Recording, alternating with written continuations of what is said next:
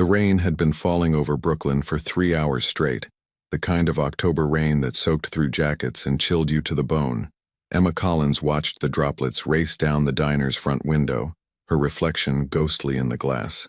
The neon sign of Rosie's Diner buzzed intermittently above, casting pink and blue shadows across the wet pavement of the nearly empty street. "Emma, honey, you heading out?" Rosie's gravelly voice cut through her thoughts. The 72-year-old owner was wiping down the counter with the same faded yellow cloth she'd used for the past decade. Emma glanced at the clock above the kitchen pass-through. 10:47 p.m. "Yeah, just finishing up the last table." She gestured toward booth 7 where a tired-looking truck driver was nursing his third coffee refill. "Go on, I'll handle him," Rosie said, waving her off. "You've been on your feet since 2. That's a double shift, kid." Emma managed a small smile. "Thanks, Rosie, I'll just take out the trash on my way." "Always the responsible one," Rosie muttered, but there was affection in her tone. "Don't forget your umbrella this time." Emma retrieved her worn canvas jacket from the hook near the kitchen and grabbed the 2 trash bags sitting by the back door. The umbrella sat right where she'd left it that morning. She picked it up, then set it back down. The walk to her truck was only 20 feet. She'd survived worse. The kitchen's fluorescent lights flickered as she pushed through the back door into the alley. The rain hit her immediately, cold and insistent. Emma hefted the trash bags and moved quickly toward the dumpsters at the far end of the narrow passage between Rosie's Diner and the abandoned textile factory next door. Brooklyn at night had a particular quality, a mix of distant sirens, the hum of traffic from the expressway, and the constant rhythm of the city that never quite slept. Emma had lived here her whole 26 years. She knew which streets to avoid, which shortcuts to take, how to keep her head down and her keys between her fingers. She tossed the first bag into the dumpster, the metallic clang echoing off the brick walls. As she lifted the second bag, a sound made her freeze. Crying. Not just any crying. The desperate, hiccuping wail of an infant. Emma's heart seized. She dropped the trash bag, its contents spilling forgotten at her feet. The sound came from behind the larger dumpster, deeper in the shadows where the alley dead-ended. "Hello?" Her voice came out uncertain, swallowed by the rain. "Is someone there?" The crying intensified. Now clearly 2 different voices. 2 babies. Emma's feet moved before her mind fully processed what she was doing. She rounded the dumpster, her eyes struggling to adjust to the darkness. The narrow beam of the security light from the diner's back door barely reached this far. Then she saw them. 2 infant car seats sat on the wet asphalt, sheltered partially by a fire escape above. The babies inside, they couldn't have been more than 8 or 9 months old, were crying, their small faces red and scrunched with distress. But it was the man beside them that made Emma's breath catch in her throat. He was slumped against the brick wall, one hand gripping the handle of the nearest car seat with white-knuckled desperation. Even in the dim light, Emma could see the dark stain spreading across his left shoulder, mixing with the rain that plastered his dark hair to his forehead. "Oh my God," Emma breathed, dropping to her knees beside him. The puddles soaked through her jeans instantly, but she barely noticed. "Sir? Sir, can you hear me?" The man's eyes fluttered open, dark eyes almost black in the shadows, filled with pain and something else. Fear. Not for himself, Emma realized, but for the crying infants beside him. "Please." His voice was barely above a whisper, heavily accented. Italian, maybe. "Please, don't. Hospital. They'll find." His head lolled to the side, consciousness slipping. Emma's hands shook as she pressed them against his shoulder, feeling the warm wetness seep between her fingers. She'd seen injuries before. 2 years of medical school before she'd dropped out had taught her enough to know this was serious. The wound on his shoulder was still bleeding, though not as heavily as it must have been initially. But his skin was cold, too cold, and his breathing was shallow. "I need to call 911, Emma said, more to herself than to him. She fumbled for her phone with bloodied fingers. No. His hand shot out with surprising strength, gripping her wrist. His eyes locked onto hers with fierce intensity. "No police, no hospital. The children. You need medical attention," Emma insisted, but her voice wavered. Something in his desperation gave her pause. "Please." The word came out as barely more than a breath. "Please." Emma's mind raced. Every rational thought screamed at her to call for help, to do the right thing, the legal thing. But she looked at the 2 babies still crying in their car seats, and then back at this man who was barely clinging to consciousness, yet still held on to them with everything he had left. She thought of her father, bleeding out in a twisted car wreck 3 years ago while she held his hand and waited for ambulances that came too late. She thought of her mother, who'd survived the crash only to die 2 days later in a hospital bed, calling for Emma with her last breaths. She thought of all the nights since then she'd lain awake wondering if she could have done more, saved them somehow, if she'd just had the knowledge, the skills, the courage. Okay, Emma heard herself say. Okay, but we need to move you. Can you stand? He nodded weakly. Emma knew it was probably a lie, but they had to try. She looked at the babies. Are they yours? My children.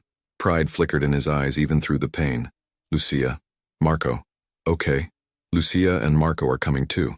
Emma made the decision in that instant, understanding somewhere in the back of her mind that nothing in her life would be the same after this moment. She grabbed the first car seat. Lucia, she guessed, based on the pink trim, and then Marco's. They were heavier than she expected, solid and real in her hands. Setting them carefully aside where the rain couldn't reach, she returned to the man. I'm going to help you stand. My truck is just 20 feet away. Can you make it? He nodded again, and Emma slid her shoulder under his good arm, bracing herself against his weight. He was tall, easily 6'2" or 6'3", and solidly built under the expensive suit that was now ruined with rain and worse. On 3, Emma counted. 1, 2, 3. They rose together, his weight nearly buckling her knees. He bit back a groan, and Emma felt him trembling with the effort of staying upright. Step by agonizing step, they made their way toward the mouth of the alley where Emma's beat-up Ford pickup sat under a broken street lamp. Wait here, she panted, propping him against the truck's side. She ran back for the babies, grabbing both car seats. Her arms burned with the effort, but adrenaline pushed her forward. The truck's passenger door squealed as she yanked it open. She secured one car seat in the back, then the other, her fingers fumbling with the seat belts. The babies had quieted to whimpers, their wide eyes watching her with that peculiar awareness infants sometimes have. It's okay, Emma murmured to them, though she had no idea if that was true. It's going to be okay. The man had slid down the side of the truck by the time she returned to him. Emma's heart hammered as she helped him into the passenger seat. His head fell back against the headrest, his breathing labored. Stay with me, Emma said firmly, slamming the door and racing around to the driver's side. The engine coughed twice before turning over. Emma's hands white-knuckled the steering wheel as she pulled away from the diner, her eyes darting between the road and the man beside her. His name tag, she could see it now in the dim glow of the dashboard, read simply, V. Moretti. The suit, even ruined, was clearly expensive. The watch on his wrist probably cost more than Emma made in 6 months. His shoes were Italian leather. What had she gotten herself into? The drive to her apartment in Queens usually took 30 minutes. Emma made it in 18, running 2 red lights and pushing her truck to speeds that made the frame rattle. She kept talking the whole way, partly to keep him conscious and partly to keep herself from panicking. I'm Emma, by the way. Emma Collins. I live alone. Well, I guess not anymore, at least for tonight. My apartment's small, but it's clean. I have some medical supplies. I used to be in med school. Did I mention that? 2 years at NYU before I dropped out. My parents died. Car accident. And I couldn't. Anyway, I remember enough, I think. God, I hope I remember enough. The man, Moretti, made a sound that might have been acknowledgement. In the back seat, one of the twins started crying again. A tired, frightened sound that made Emma's chest ache. Almost there, she promised them all. Almost there. Her apartment building was a tired 4-story walk-up in Astoria, the kind of place where everyone minded their own business, and the landlord only fixed things when they became fire hazards. Emma parked as close to the entrance as possible, and sat for a moment, her hands still gripping the wheel, reality crashing over her. She had just brought a wounded stranger and 2 babies to her home. She hadn't called the police. She had no idea what had happened to him, who he was running from, or why he was so desperate to avoid hospitals. Moretti's hand touched her arm, making her jump. His eyes were open, clearer now despite the pain etched in every line of his face. Thank you, he said simply. Those 2 words, spoken with such genuine gratitude, steadied something in Emma. She nodded. Let's get you inside. Getting him up 3 flights of stairs was a nightmare. Moretti could barely stand, let alone climb. Emma half carried, half dragged him, pausing every few steps to let him breathe. Mrs. Chen from 2B opened her door at the commotion, took one look at them, and closed it again without a word. Emma had never been more grateful for her neighbor's indifference. By the time they reached her apartment door, Emma was shaking with exhaustion. She fumbled with her keys, finally got the door open, and guided Moretti straight to her small couch. He collapsed onto it with a sound that was part relief, part pain. Emma ran back down for the babies, taking the stairs two at a time despite her burning legs.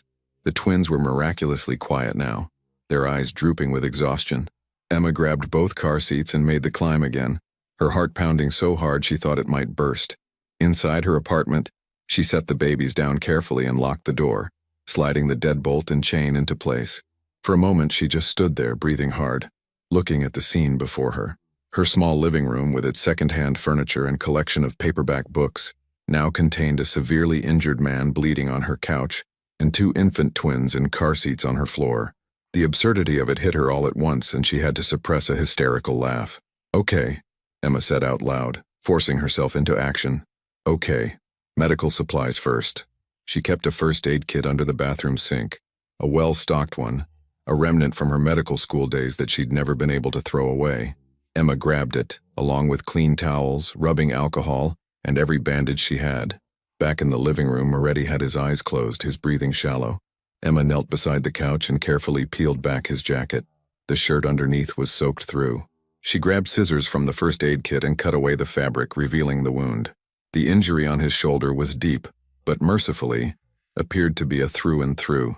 The projectile had entered from the front and exited cleanly through the back.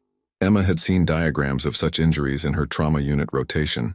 If there was no major artery damage, and the fact that he was still alive suggested there wasn't, the main concerns were infection and continued loss of fluids.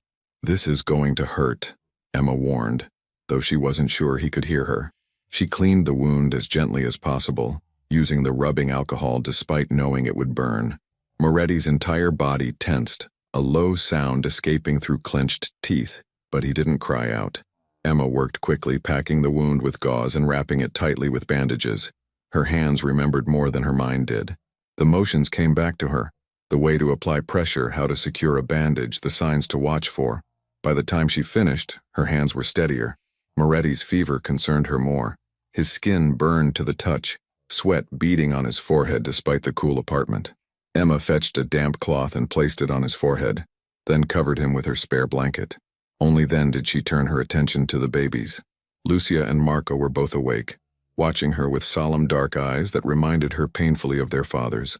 They needed changing, feeding, and comfort, none of which Emma had supplies for. She found a diaper bag she'd missed earlier, tucked under Marco's car seat. Inside, diapers, wipes, formula bottles, and changes of clothes. Whoever this Moretti was, he'd been prepared. Emma had never changed a diaper in her life, but she figured it out through trial and error, talking softly to the babies as she worked. "I'm sorry if I'm doing this wrong. You're probably used to someone who actually knows what they're doing, huh?" Marco grabbed her finger with his tiny fist, and something in Emma's chest cracked open. She warmed bottles in the microwave, probably not the right way, but the best she could manage, and fed them one at a time. They ate hungrily, their little hands reaching for the bottles. When they were done, she burped them like she'd seen in movies, feeling ridiculously out of her depth, but they settled. Lucia's eyes drifted closed first, followed by Marco. Emma created a makeshift bed on the floor using couch cushions and pillows, placing both car seats in the middle where she could see them from anywhere in the small apartment. It was past 2 a.m. when Emma finally let herself sink onto the floor, her back against the wall between the couch and the babies. The adrenaline was wearing off, leaving her shaky and lightheaded. She looked at Moretti, then at the twins, then at her own blood-stained hands. "What have I done?" she whispered to the empty room. As if in answer, Moretti stirred. His hand, hanging off the edge of the couch, flexed and relaxed. Emma watched the rise and fall of his chest, counting the breaths. Steady, alive. The babies slept peacefully, their faces relaxed in that perfect way only sleeping children achieve. Emma pulled out her phone, her thumb hovering over the emergency call button. She should call someone. This was beyond her capabilities. This man needed real medical care, and these babies needed, what? Family? Child services. But his words echoed in her mind. They'll find them. Who were they? And what would happen to Lucia and Marco if Emma made that call? She set the phone down without dialing. Around 4 a.m., Moretti's fever spiked. Emma woke from a half-doze to the sound of him murmuring in Italian, thrashing weakly on the couch. She pressed the cool cloth to his forehead again, speaking softly even though he probably couldn't understand. "You need to fight this. Those babies need you. I need you to wake up and explain what's happening because I'm terrified and I have no idea what I'm doing." His hand found hers in his delirium, gripping with surprising strength. Emma held on, anchoring him. "Don't let them," he murmured, still lost in fever dreams. "Sophia, promise. Protect Sophia?" Emma asked, but he was gone again, sinking back into unconsciousness. She found his wallet in his jacket. She knew she was invading his privacy, but she needed to know something, anything. Inside, no credit cards, just cash. A lot of cash. And a photo, worn and creased from being looked at frequently. The picture showed Moretti, healthier, smiling, with a woman. She was beautiful, with long dark hair and a warm smile. Her hand rested on her very pregnant belly. Moretti's hand covered hers, both of them wearing wedding rings. Emma turned the photo over, written in elegant script. "Vincent, Sophia, and our miracles 3 months to go." Sophia, the name he'd called out in his fever. Emma looked at the babies, understanding settling over her like a heavy coat. These were their children, and Sophia wasn't here. She tucked the photo back into the wallet and returned to her spot on the floor. The rain had finally stopped. Through her window, she could see the first hints of dawn lightening the sky over Queens. Emma pulled her knees to her chest and watched over her unexpected charges. Vincent Moretti, she had his name now, who was running from something terrible enough to risk dying in an alley rather than go to a hospital. And Lucia and Marco, 2 innocent babies caught in whatever storm their father was facing. "I'll keep them safe," Emma promised the sleeping room. "Whatever this is, whoever you are, I'll keep them safe." Vincent's hand twitched in his sleep, and somewhere in his fevered unconsciousness he seemed to hear. His breathing steadied slightly, the lines of pain on his face easing just a fraction. As dawn broke over New York City, Emma Collins sat in her small apartment and wondered if she'd just saved a life or ruined her own. The twins slept on, unaware of the weight of their small existence, of the mysteries surrounding their father, of the danger that had driven them all into the rain-soaked alley behind Rosie's diner. Emma thought about calling in sick to work. She thought about all the questions this would raise. She thought about the jacket hanging by her door, the one with Vincent's gun in the pocket. She'd found it while going through his things, a cold reminder that this man was dangerous in ways she couldn't fully comprehend. But mostly, she thought about the way he'd held onto those car seats even while losing consciousness, the way he'd whispered "my children" with such fierce love, the way his eyes had pleaded with her for help not for himself but for them. And she thought about her own parents and all the ways life could change in an instant, and how sometimes the right choice was the one that made no sense at all. "I hope you're worth it, Vincent Moretti," Emma whispered, finally allowing her eyes to close. "For their sake, I really hope you're worth it." The city hummed outside her window, indifferent to the small drama unfolding in one unremarkable apartment. Somewhere out there, people were looking for Vincent Moretti. Somewhere out there, danger was circling. But in that moment, in that quiet apartment as morning arrived, there was only the soft breathing of 2 babies, the fevered sleep of a wounded man, and one exhausted waitress who had chosen compassion over safety and had no idea where that choice would lead. Emma's last thought before sleep claimed her was a memory from medical school, something one of her professors had said during their ethics course. The Hippocratic Oath says, "First, do no harm." But sometimes doing no harm means taking a risk, making a choice that might be wrong because the alternative is definitely worse. She hadn't understood it then. She understood it now. Emma woke to the sound of crying, not the desperate wails from the night before, but the insistent, hungry cries of babies who knew it was morning and wanted breakfast. Pale November sunlight filtered through her apartment's thin curtains, and for one blissful moment, she forgot everything that had happened. Then her neck protested the awkward angle she'd slept in against the wall, and reality came flooding back. She pushed herself up, every muscle in her body screaming. The clock on the wall read 7:23 a.m. She'd slept maybe 3 hours, and it felt like 3 minutes.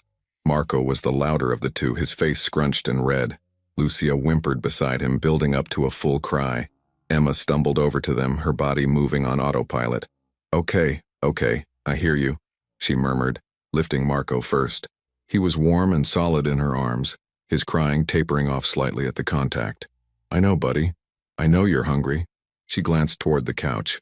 Vincent Moretti lay exactly as she'd left him, his chest rising and falling with steady breaths. The fever seemed to have broken. His face had more color than it had in the early morning hours, though he was still pale beneath his olive complexion. Emma managed to warm bottles with one hand while holding Marco against her shoulder with the other. The apartment was cold. She'd forgotten to adjust the thermostat before everything happened. She made a mental note to turn up the heat once she had both babies fed. Lucia went first this time. Emma settled on the floor with her back against the couch, cradling the baby girl while Marco waited in his car seat, his cries more insistent. "Your turn's coming, I promise," Emma told him. She was halfway through feeding Marco when Vincent stirred. His movement was subtle at first, a shift of his head, a flexing of his fingers.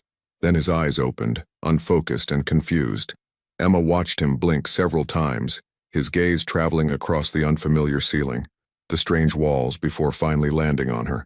Their eyes met, and Emma saw the exact moment full consciousness returned to him. His entire body tensed, and his hand moved, searching for something. The jacket, the weapon. "It's in the closet," Emma said quietly, not moving from her position with Marco.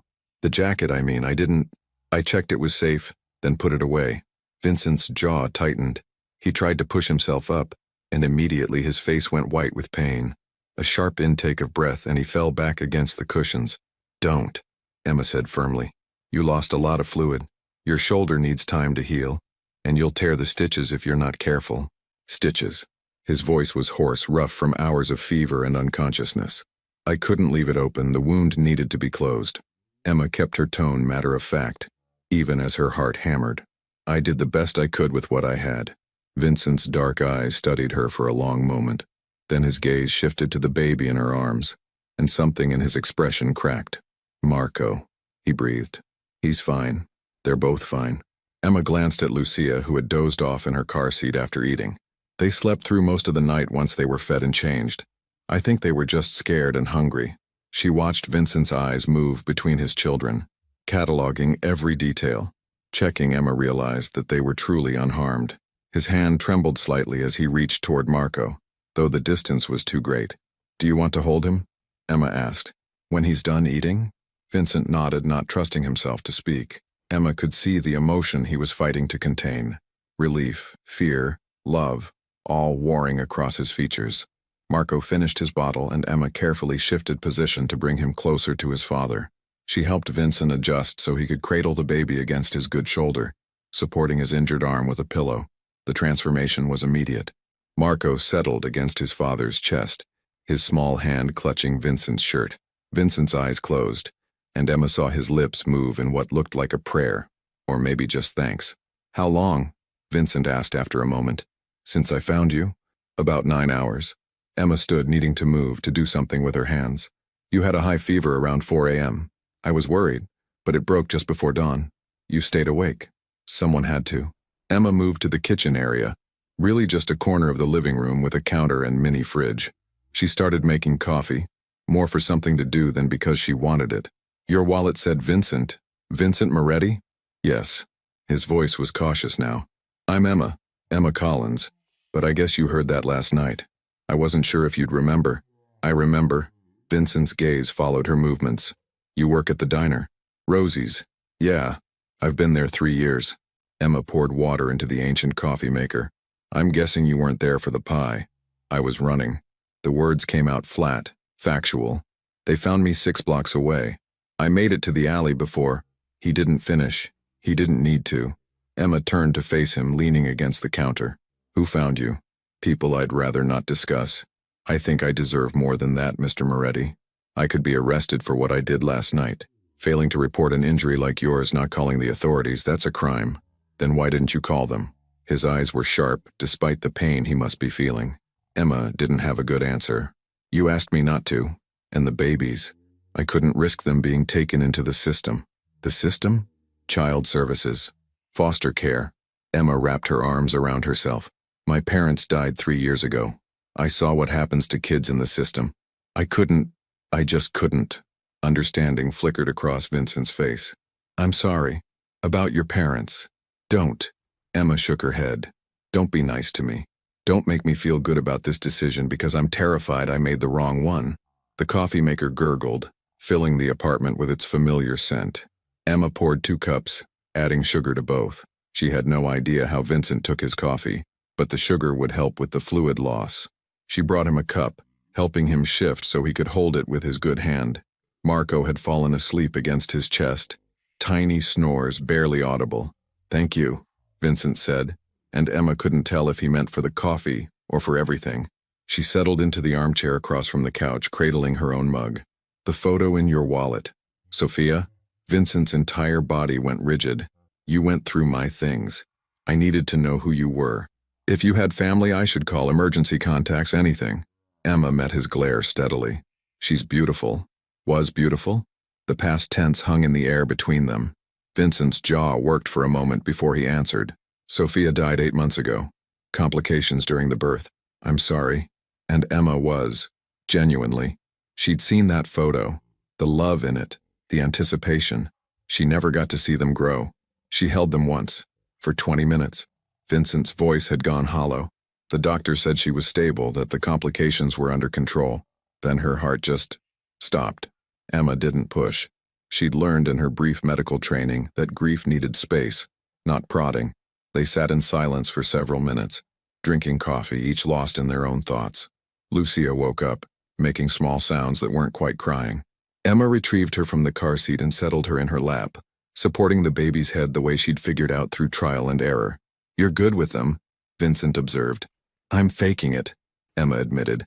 "I've never been around babies, but they're easier than I expected, more resilient. They've had to be." Bitterness crept into Vincent's tone. "The last 8 months have been chaos. Sophia's parents blamed me for her passing. They tried to take the twins, claimed I was unfit. Then there were business complications." "Business." Emma seized on the word. "What kind of business requires you to run through Brooklyn at night with your children, afraid of hospitals?" Vincent's expression shuddered.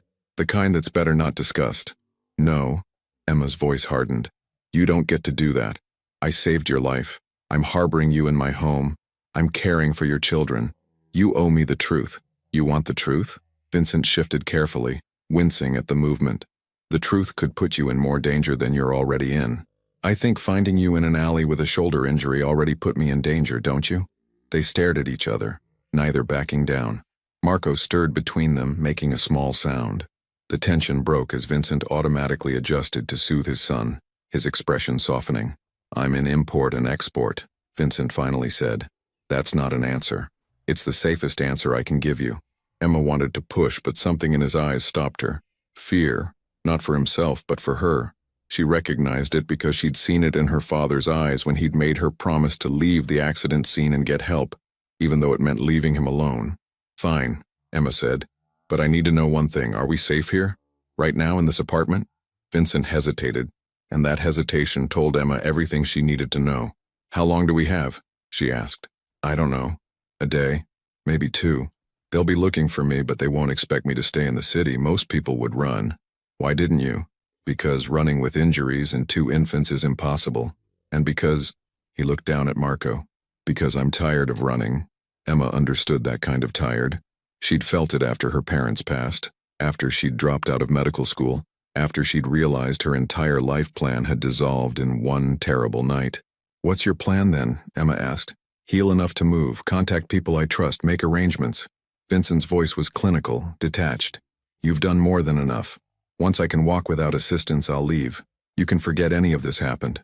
And if you can't walk, if you get an infection or the wound doesn't heal properly, then I deal with it. That's not a plan. That's suicide." Vincent's eyes flashed. "What do you want from me? Gratitude? I've already thanked you. Money? I can pay you for your trouble. Just tell me what you want so we can move forward." Emma stood abruptly, startling Lucia. The baby's face scrunched, threatening tears. Emma paced to the window, bouncing gently to soothe her, looking out at the street below. Saturday morning in Astoria, people heading to the bodega, the coffee shop, living their normal lives while Emma's world had tilted completely off its axis. "I don't want your money," Emma said quietly. "I want to know that helping you wasn't a mistake. I want to know those babies are going to be okay. I want—" She trailed off, not sure how to finish. "You want absolution," Vincent said. You want someone to tell you that you made the right choice. Emma turned to face him. Did I? I don't know. His honesty surprised her. Ask me again when this is over. The morning stretched into afternoon. Emma called Rosie, fabricating a story about a stomach issue that kept her home. Rosie, bless her, didn't question it. Just told Emma to feel better and take care of herself. Vincent slept in fits and starts, his body fighting to heal. Emma changed his bandages twice, checking for signs of infection. The wound looked better than she'd feared. No unusual redness, no heat beyond the normal inflammation. Her hands had remembered more than she'd thought possible. The twins kept her busy. She learned their rhythms. Marco was the fussy one, needing more attention and comfort. Lucia was quieter, more observant. But she had a strong grip and would hold onto Emma's finger while eating like she was afraid of being left alone. Emma found herself talking to them constantly, narrating everything she did. Okay, so your dad is sleeping again, which is good because sleep helps healing. And you need your diaper changed, Marco, because, wow, that's impressive. Your sister is being very patient while she waits her turn. It was during one of these diaper changes that Vincent's phone rang. Emma froze. The phone was in Vincent's jacket, the one she'd hung in the closet. It rang 3 times, 4, then stopped. 30 seconds later, it started again. Should I? Emma gestured toward the closet. No. Vincent was awake now, alert. Don't answer it. What if it's important? It is important. That's why you shouldn't answer it. The phone stopped again, then immediately started once more. Persistent, Emma muttered. She finished with Marco washing her hands before moving to check on Vincent. His jaw was tight, his good hand clenched into a fist. It's them, Vincent said, checking if I'm still alive. The people who hurt you? The people who would like to know where I am, yes. The phone finally stopped ringing. Emma released a breath she hadn't realized she'd been holding.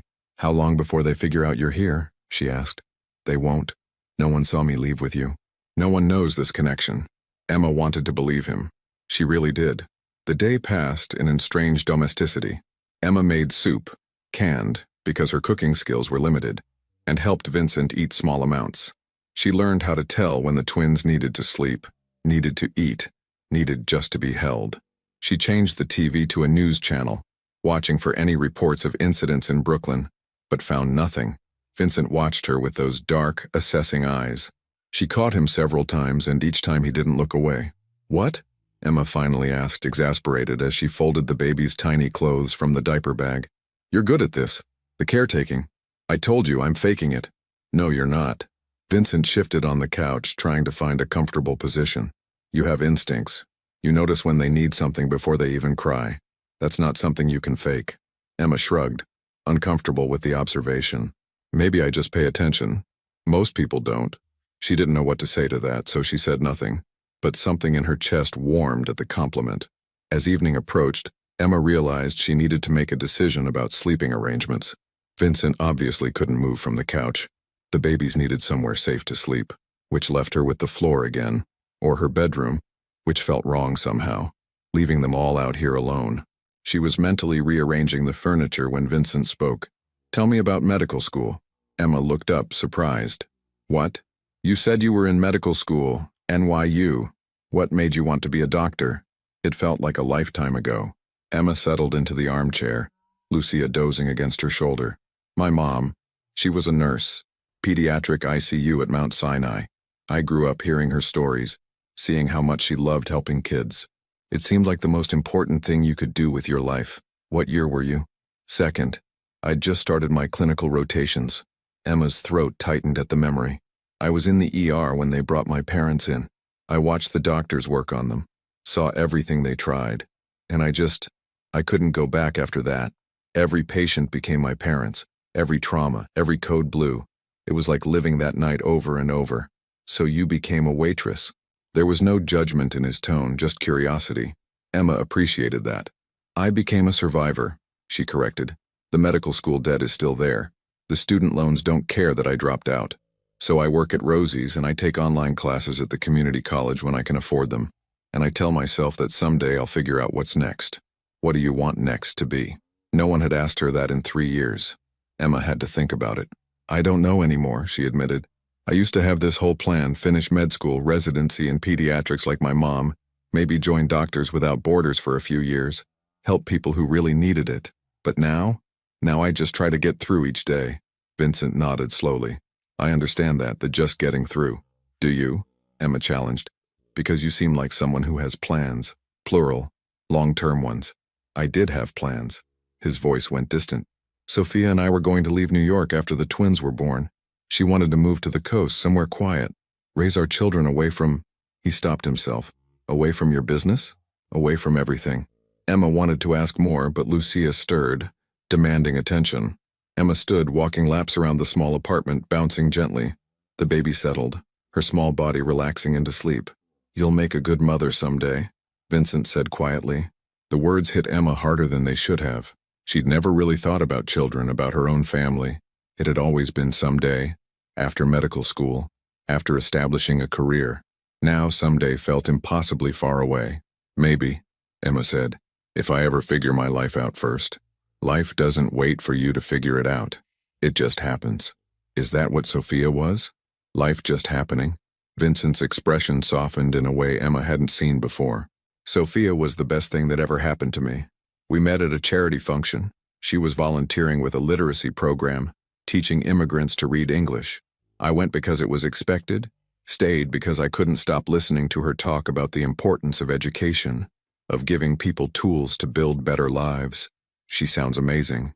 She was. And she knew what I did, knew what my family was, and she loved me anyway. Vincent's voice cracked slightly. She made me want to be better. For her. For our children. Emma carefully placed Lucia back in her car seat, then turned to face Vincent fully. What is it that you do exactly? And don't give me the import-export line again. Vincent met her gaze steadily. My family has been in New York for 4 generations. We have businesses, legitimate ones and ones that exist in grayer areas. We have territories, alliances, obligations that go back decades, and we have enemies who would love nothing more than to see the Moretti name disappear. It wasn't a full confession, but it was closer to the truth than before. Emma parsed his words carefully. When you say family business, I mean exactly what you think I mean. Vincent's voice was hard now. And before you judge, remember that I didn't ask for this life. I was born into it. My father ran things before me. His father before him. It's not something you walk away from. But you were going to try, with Sophia. I was going to try. Emma processed this, her mind racing. Organized crime. The Moretti family. It explained the expensive clothes, the fear of hospitals and police, the people hunting him. It explained everything and made her actions last night seem even more insane. I should be terrified of you, Emma said. You should be. But I'm not. And she wasn't. Not of him, anyway. Of the situation, yes. Of the unknowns, absolutely. But Vincent Moretti himself, wounded and desperate to protect his children? No. Then you're foolish. Probably. Emma moved back to her chair, suddenly exhausted. But I'm also committed now. So what's the actual plan? Because heal and leave isn't enough. Vincent was quiet for a long moment. When he spoke, his voice was measured, careful. I need to contact my people. They'll be searching for me, but they'll be discreet. Once I can confirm who I can trust, because clearly someone in my organization betrayed me, I can arrange safe transport. To where? That's information you don't need. If you're staying in my apartment, bleeding on my couch, I think I've earned some information. The less you know, the safer you are. I think that ship sailed when I loaded you into my truck. Emma leaned forward. Look, I'm in this now whether you like it or not. So either trust me with the actual plan, or spend the next few days wondering if I'm going to panic and call the police. It was a bluff. Emma would never do that to the twins, but Vincent didn't need to know that. His eyes narrowed, assessing her. Then, surprisingly, he smiled. It was small, pained, but genuine. You're stubborn. I prefer determined. Sophia would have liked you. The compliment caught Emma off guard. She felt heat rise to her cheeks and looked away. Don't do that. Do what? Make me feel like we're friends. We're not. I'm someone who happened to be in the right place at the wrong time. Or the wrong place at the right time, Vincent countered. Perspective matters. Before Emma could respond, Marco started crying, the real crying, the kind that meant something was wrong. Emma jumped up, checking him. No fever, diaper was fine. Had been fed an hour ago. Sometimes they just need to be held, Vincent said. Marco especially. He hates being alone. Emma picked up the baby, cradling him close. He settled immediately, his cries fading to hiccups. She swayed gently, humming without thinking.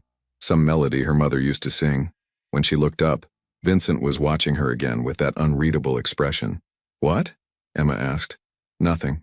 Just, thank you. You've already thanked me. I'll probably thank you 100 more times before this is over." Emma wanted to ask when over would be, but she was afraid of the answer. The evening settled into routine. Emma fed the twins again, changed them, got them ready for sleep. Vincent dozed intermittently, his body still fighting to recover. Emma made herself a sandwich and ate standing up at the kitchen counter, too wired to sit. She was cleaning up when she heard it. A sound from the hallway outside her door. Footsteps, slow and deliberate, stopping at each apartment. Emma froze. She looked at Vincent, who was suddenly alert, his entire body tense. "Turn off the lights," he whispered. Emma moved quickly, flipping switches. The apartment plunged into darkness, only the glow from the street lamps outside providing any illumination. The footsteps stopped outside her door. Emma's heart hammered so hard she thought it might burst through her chest. She stood in the middle of the apartment, equidistant from Vincent and the twins, unsure what to do. A knock. 3 sharp raps against the door. Vincent shook his head minutely. "Don't answer." Another knock. Then a voice, male, casual. "Building maintenance, checking the radiators." It was 9 p.m. on a Saturday. No building maintenance worked these hours, especially not in her neglected apartment building. Emma held her breath. The twins, miraculously, stayed quiet. The doorknob rattled. Someone was testing it, seeing if it was locked. Emma thanked every guardian angel she had that she'd engaged both the deadbolt and chain. More footsteps. A second voice, lower. "Wrong apartment. You sure?" "I'm sure, let's go." The footsteps retreated. Emma waited, counting to 100 before she dared to move. She crept to the window, careful to stay hidden behind the curtain, and looked down at the street below. 2 men emerged from the building. Both wore dark clothes, both moved with the confident stride of people who weren't afraid of anything. They climbed into a black SUV parked across the street and drove away. Emma turned to find Vincent attempting to sit up, his face white with pain and effort. "They were looking for me," he said. "How did they find this building?" "They didn't. They're canvassing the neighborhood, checking buildings near where I disappeared. They'll work their way outward from that alley until they find something." Vincent managed to get himself more upright, breathing hard from the effort. "We can't stay here. You can barely move. How are you planning to leave?" "I don't have a choice. If they come back, we don't answer the door again. They have no reason to suspect this specific apartment. I'm not on anyone's radar. I'm nobody." "You're somebody now," Vincent said grimly. "By association, you're somebody." Emma paced, her mind racing. Okay. Let's think about this logically. They're looking for a man with 2 babies. If you stay hidden, if I'm the only one they see, you want to lie for me. I want to not get us all caught." Emma stopped pacing, facing him. "Tomorrow I go to work like normal. I act like nothing's wrong. You stay here with the twins, quiet, away from windows. We buy time for you to heal. And if they question you, then I'm a waitress who worked a long shift and went home. I didn't see anything unusual. I don't know anything." Vincent studied her for a long moment. "You're good at this, thinking tactically." "I'm terrified and making it up as I go," Emma corrected. "But it's better than any alternative I can think of." She was right, and they both knew it. Vincent didn't have the strength to run, and exposing the twins to the November cold while moving locations could make them sick. They were stuck, at least for now. Emma turned the lights back on, though she kept them dimmed. The twins needed one more feeding before bed, and Emma needed to pretend everything was normal, even though her hands shook as she prepared the bottles. "Tell me about them," Emma said, as she fed Lucia, needing something to focus on besides her fear. "The twins. What are they like? What should I know?" Vincent's expression softened immediately. "Marco is louder but easier to soothe. He just needs contact, reassurance. Lucia is quieter but more stubborn. When she decides she doesn't like something, she makes it known. Like father, like daughter." A ghost of a smile. "Like both their parents, honestly. Sophia was the most stubborn person I ever met." "What else?" "They're starting to teeth. You'll notice them chewing on everything. There should be teething rings in the bag." Vincent paused. "They smile now. Real smiles, not just gas." Lucia smiled for the first time 3 weeks ago. Marco followed 2 days later. Emma felt something twist in her chest. These weren't just babies. They were people, developing personalities, hitting milestones.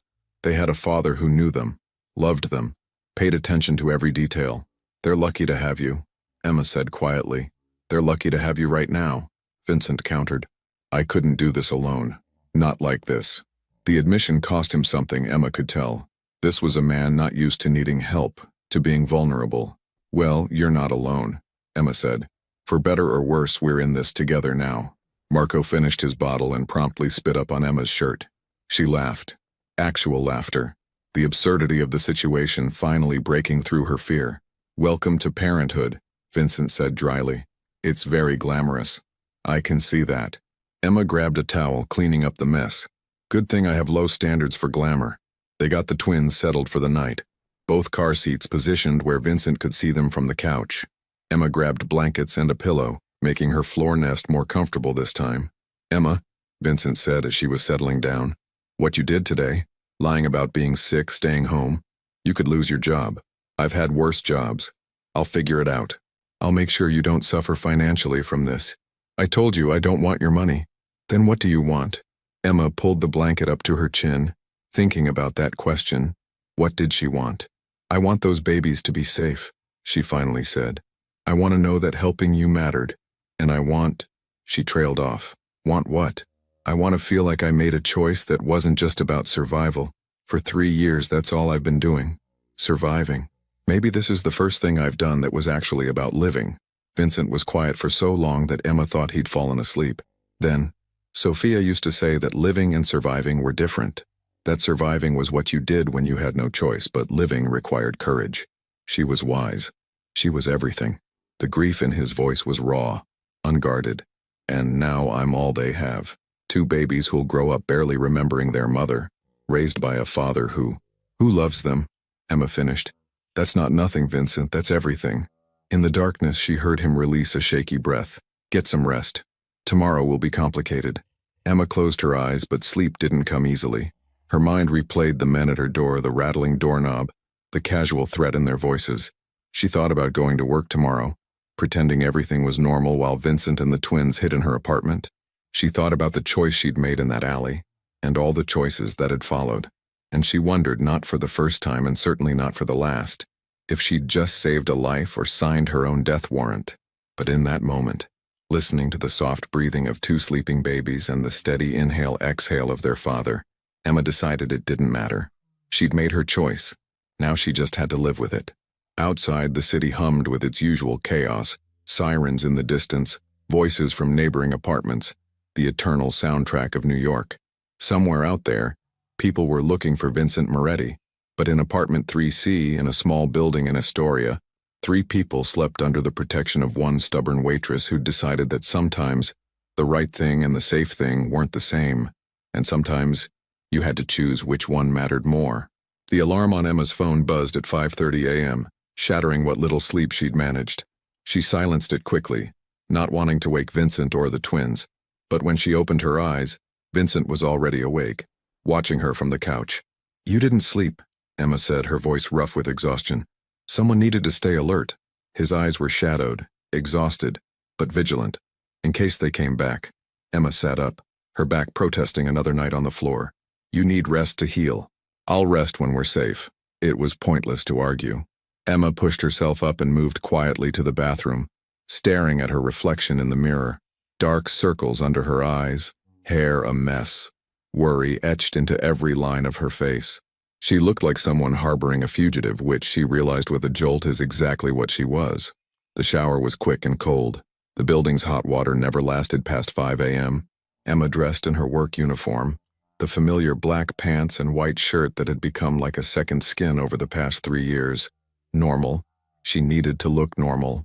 When she emerged, Vincent had managed to shift himself more upright, his movements still careful but less pained than yesterday. The improvement was visible, though subtle. Coffee? Emma offered, moving to the kitchen area. Please. She made a pot, the routine soothing in its familiarity. While it brewed, she checked on the twins, both still sleeping, their small faces peaceful. Marco had his fist near his mouth, Lucia's hand curled around the edge of her blanket. They'll wake up hungry in about 20 minutes, Vincent said. Like clockwork. I should feed them before I leave. I can manage. Emma turned to face him. Can you? Really? Because you could barely sit up yesterday. Vincent's jaw tightened. I've been doing this for 8 months. I'll manage. With 2 good arms, yes, with 1 arm barely functional and a healing shoulder injury. Emma poured 2 cups of coffee, bringing one to him. Let me help before I go. Please. The word please seemed to disarm him. Vincent nodded, accepting the coffee with his good hand. Thank you. They drank in silence for a few minutes, the apartment slowly lightening with the approaching dawn. Emma could hear her neighbors starting their days. Mrs. Chen's television turning on, footsteps from the apartment above. What time do you need to be at work? Vincent asked. 7, but I should leave by 6:30 to catch the bus. Emma checked her phone, which gives us about 45 minutes. As if on cue, Marco started fussing. Emma moved immediately, lifting him gently. Good morning, troublemaker, she murmured, checking his diaper. Let's get you changed and fed, yeah? She'd gotten better at this. The diaper change was quick, efficient. Marco watched her with his dark eyes, so like his father's, and Emma found herself smiling despite everything. You're a natural, Vincent observed, watching her warm the bottles. I'm learning. Emma settled into the armchair with Marco, offering him the bottle. He latched on eagerly, his small hands gripping it. There's a difference. Lucy awoke next, and Vincent attempted to lift her with his good arm. Emma saw the pain flash across his face, quickly suppressed. Let me, Emma said. Finish your coffee, I'll feed her too. Emma, Vincent, please. It's faster this way and I need to leave soon. She met his eyes. Let me help. He relented, leaning back against the cushions. Emma could see the frustration in every line of his body. A man used to being capable, now forced to accept assistance. Feeding both twins took coordination Emma was still developing, but she managed. Marco finished first and she switched him to her shoulder for burping while Lucia continued eating. The domestic scene felt surreal. 3 days ago, Emma's biggest concern had been paying her electric bill on time.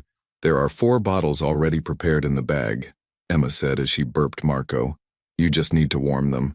Feed them every 3 to 4 hours. If they seem fussier than usual, they might be teething. There are rings you can refrigerate in the freezer. I know, Vincent said quietly. But thank you. Emma got both babies changed and settled, then gathered her things. Keys, phone, wallet. At the door she paused, turning back to look at the scene. Vincent on her couch, 2 babies in their car seats nearby, all of them dependent on her silence, her discretion, her ability to act normal. I'll be back by 3, Emma said. My shift ends at 2:30, but I'll stop at the store for supplies. We need more diapers, formula, and actual food. What do you want? Whatever you think is appropriate, there's cash in my wallet. I have money. Emma. Vincent's voice was firm. Use my money, please. She wanted to argue but didn't have time. Fine. Stay away from the windows. Don't answer the door. If something happens, nothing will happen. We'll be here when you return. Emma wanted to believe him. She left the apartment, locking all 3 locks behind her, and stood in the hallway for a moment, steadying herself. Then she descended the stairs and stepped out into the cold November morning. The bus ride to Brooklyn felt eternal. Emma kept her head down, avoiding eye contact, trying not to think about the men from last night, or the fact that she was now actively lying to everyone she knew. When her phone buzzed with a text from her friend Marissa, "Coffee this week?" Emma stared at it for a long moment, before typing back, "Crazy busy with work. Soon though." Another lie. They were piling up. Rosie's diner looked exactly as it always did. Neon sign buzzing, windows steamed from the breakfast rush inside. Emma tied her apron on in the back room, checked her reflection one more time, and pushed through the kitchen doors with a smile she didn't feel. "Emma, you're alive," Rosie called from behind the counter. "Feeling better?" "Much better, thanks." The lie came easily now. "Just needed rest." "Good, because we're slammed. Table 3 needs refills, and Table 7's been waiting 10 minutes for their order." Emma fell into the rhythm of work, pouring coffee, taking orders, delivering plates, smiling at customers. The familiar routine should have been comforting, but instead she felt like she was playing a part in a play, watching herself from outside her own body. During her break, Emma sat in the back alley, not near the dumpsters where she'd found Vincent, but close enough that she kept glancing that direction, half expecting to see blood still staining the pavement. But 3 days of rain had washed everything away. It was like it had never happened. Except it had happened and Emma's entire life had changed because of it. Her phone rang. Unknown number. Emma's heart seized before she realized it couldn't be Vincent. He wouldn't risk calling from a traceable number. She let it go to voicemail. The message was from a debt collector about her student loans. Normal life, intruding on her new reality. "You okay, kid?" Rosie appeared in the doorway, cigarette in hand despite her doctor's orders to quit. "You seem distracted." "Just tired still," Emma said. "I'll be fine." Rosie studied her with those sharp eyes that had seen everything in 72 years of living.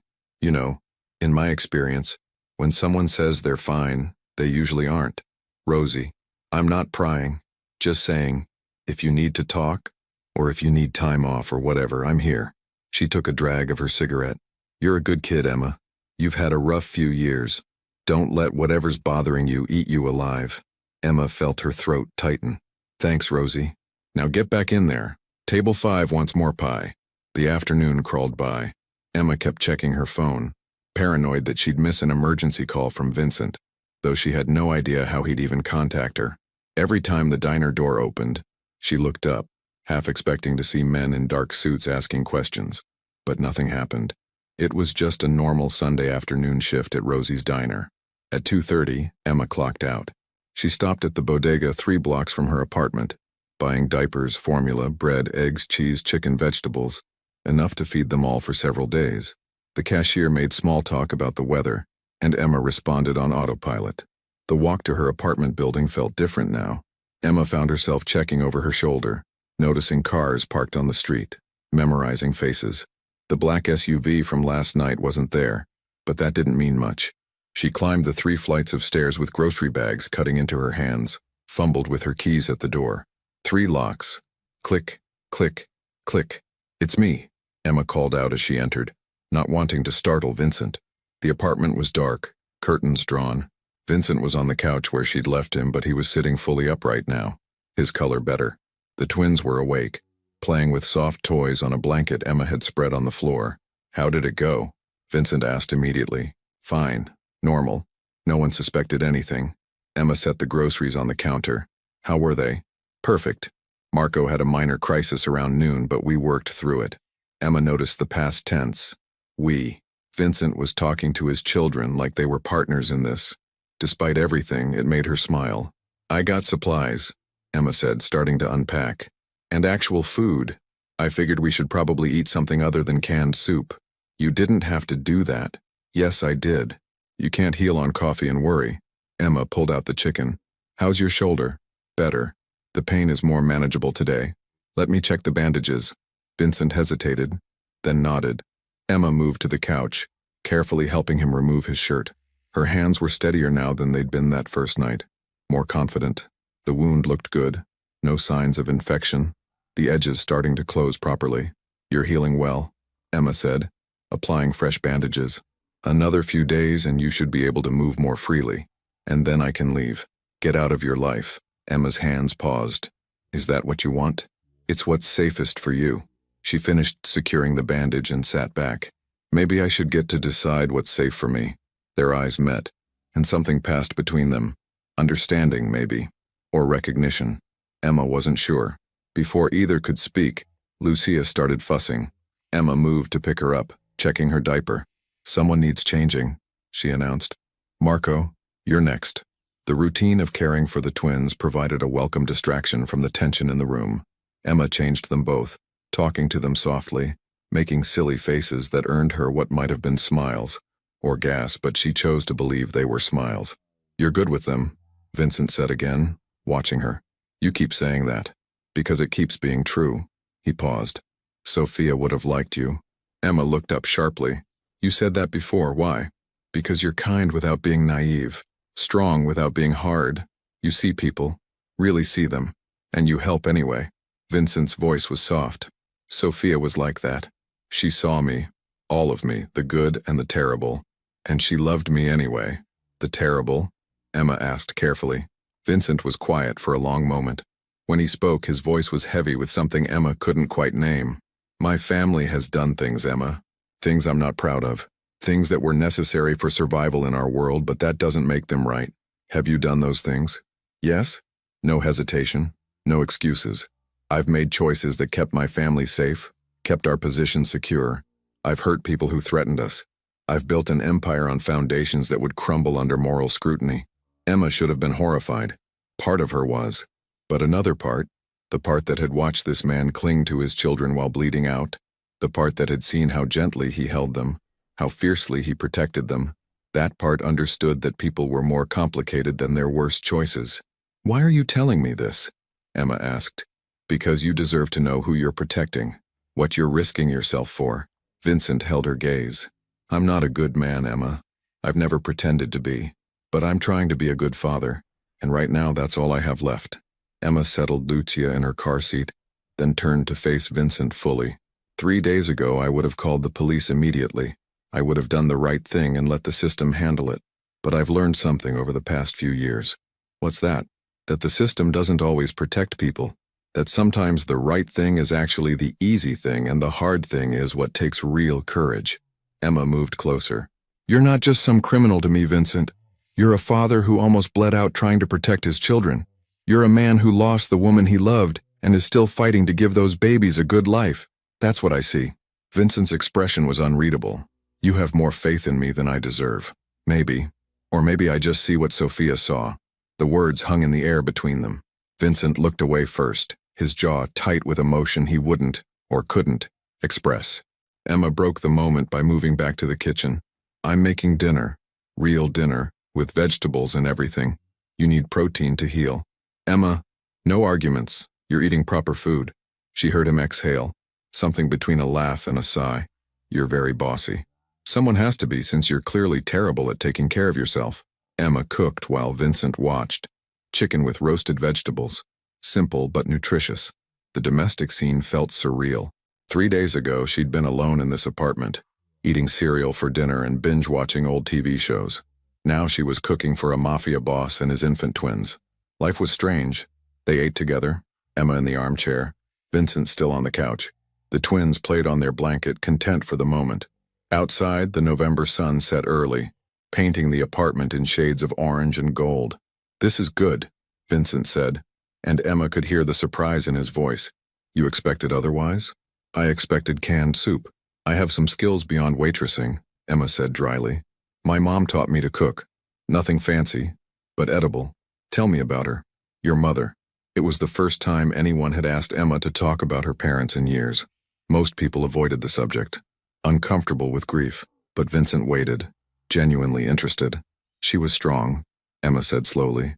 "Worked double shifts at the hospital, but always made time for me. She used to sing while cooking. Old Italian songs her grandmother taught her. Funny, actually. She was second-generation Italian-American. She would have found this whole situation absurdly ironic." Vincent smiled slightly. "She sounds wonderful." She was. They both were. Emma set her plate aside. "The drunk driver who hit them got 6 months. 6 months for destroying my entire family. He was out in 4 for good behavior. That must have been hard to accept.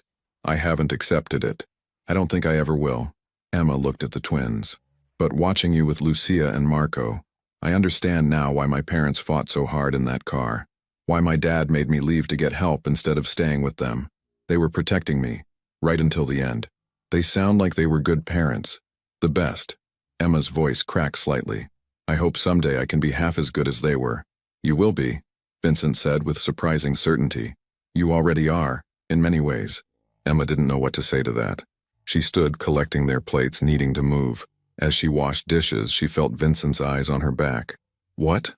Emma asked without turning around. "I'm trying to understand you." "What's there to understand? I'm just a waitress who made a questionable decision." "You're more than that." Vincent shifted on the couch. "You had a whole future planned. Medical school, helping people, making a difference. And then life took that from you. But instead of becoming bitter, you're still helping. Still seeing the good in people. I don't understand how." Emma dried her hands and turned to face him. "Want to know the truth? I don't know either. Maybe I'm compensating for not being able to save my parents. Maybe I'm looking for purpose in all the wrong places, or maybe—" She trailed off. "Maybe what? Maybe some of us are just wired to help, even when it doesn't make sense, even when it's dangerous." Emma crossed her arms. "My mom used to say that the world tries to make you hard, but the real strength is staying soft, staying open, still believing people are worth saving. Even people like me? Especially people like you." Emma met his gaze steadily. "Because you still have the chance to change, to be different for them." She gestured to the twins. That's worth fighting for. Vincent was quiet for a long time. When he spoke, his voice was rough with emotion. No one has had this much faith in me since Sophia died. Then they're not looking close enough. The moment stretched between them, heavy with things unsaid. Emma felt something shift in her chest. Something dangerous and complicated that she absolutely could not afford to feel. She broke eye contact first, moving to check on the twins. Both were getting drowsy, their eyes fighting to stay open. "Someone's ready for bed," Emma said, grateful for the distraction. They settled into the evening routine, feeding, changing, preparing bottles for the night. Vincent watched Emma work, occasionally offering guidance but mostly just observing. "You've got it figured out," he said as Emma settled Lucia in her car seat. "The routine. I'm still making it up as I go." "So is every parent." Emma paused at that, something warm spreading through her chest. Vincent was including her in this, not just as a temporary helper but as something more. It should have scared her. Instead, it felt right. As the twins drifted off to sleep, Emma became aware of how quiet the apartment was. Just her breathing and Vincent's. The soft sounds of the babies sleeping. The intimacy of it struck her suddenly. This forced domesticity. This unexpected partnership. "Emma," Vincent said softly. "Come sit." She hesitated, then moved to the armchair, curling her legs under her. Vincent had shifted to a more comfortable position, his shoulder clearly bothering him less than before. "I need to tell you something," he said. "About the night you found me." Emma's stomach tightened. "Okay. The people who came after me, they weren't random enemies. It was an ambush, planned by someone in my inner circle." Vincent's voice was controlled, but Emma could hear the anger underneath. "Someone I trusted gave away my location, my route, everything. Do you know who? I have suspicions, but until I can confirm them, I can't contact anyone in my organization, which means we're more isolated than I initially thought." "How long until you can confirm?" "I don't know." Vincent met her eyes. "Which means we might be here longer than a few days, and I need you to understand what that means. The risk you're taking, the danger you're in." Emma processed this. More time, more risk, more lies to maintain. She should have been angry. Instead, she felt oddly calm. "I understand," Emma said simply. "Do you? Because once they realize I'm alive, once they start looking seriously, they will find connections. They'll question everyone who was near that alley. They'll—" "Vincent," Emma leaned forward. "I understand. And I'm still here." He stared at her like she was a puzzle he couldn't solve. "Why?" "I've been asking myself that for 3 days." Emma smiled slightly. "I think it's because for the first time since my parents died, I feel like I'm doing something that matters. Something bigger than just surviving. This could get you hurt, or worse. I know. Then you're either very brave or very foolish. Probably both."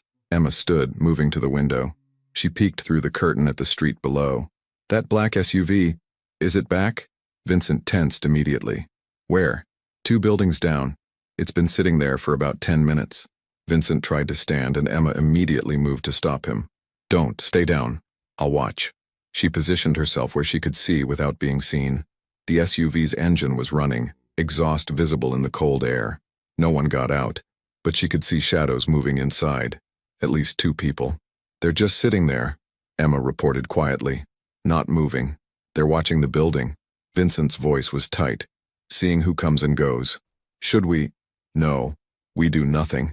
We act normal. If you go to work tomorrow like usual, if nothing changes in your routine, they have no reason to suspect this apartment." Emma's heart hammered. "And if they decide to search anyway? Then we deal with it." The SUV sat there for another 20 minutes before finally pulling away. Emma watched it disappear around the corner, then closed the curtain completely. "They're gone," she said. "For now." Vincent had managed to sit more upright despite her protests. "Emma, you should know, if they come here, if they find me, you need to act like you didn't know. Like I forced you to help me. I'm not doing that. It's the only way to keep you safe." I said no. Emma's voice was firm. "We're in this together. I'm not throwing you under to save myself. That's exactly what you should do." "Well, I won't." Emma moved closer, her frustration boiling over. "Stop trying to protect me by pushing me away. Stop acting like I don't get to make my own choices about my own safety. I'm a grown woman, Vincent, and I decided to help you. That means all of it. The risk, the danger, everything." They stared at each other, both breathing hard. The tension in the room had shifted into something else. something electric and dangerous. You're impossible, Vincent said finally. Right back at you. Despite everything, the danger, the fear, the absurdity of their situation, Emma found herself fighting a smile. Vincent seemed to be having the same problem, the corners of his mouth twitching. We're quite a pair, he said. A waitress and a mob boss, it's like a bad movie. Sophia used to love bad movies.